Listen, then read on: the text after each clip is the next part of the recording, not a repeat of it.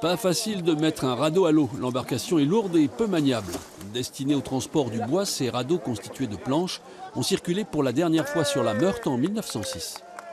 Vous avez derrière moi un radeau de 64 planches et ça s'appelle un bosset, et on en assemblait une quinzaine. Ça faisait 80 mètres de longueur qu'on flottait jusque Baccarat, Lunéville, Nancy, jusque Metz, et des fois certains radeaux partaient peut-être même plus loin. Dans les Vosges, on appelait Walous les hommes qui conduisaient ces convois flottants. Cette 3e édition de la fête des Walous est aussi l'occasion de faire une démonstration des anciens métiers du bois. Ici, les scieurs en long.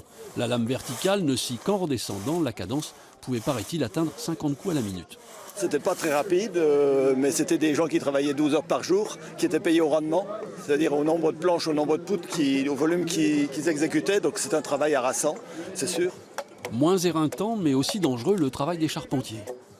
Quelle est la difficulté du métier là? C'est d'aller droit et de tailler proprement, quoi, avec des outils qui coupent encore assez bien, sans se faire mal.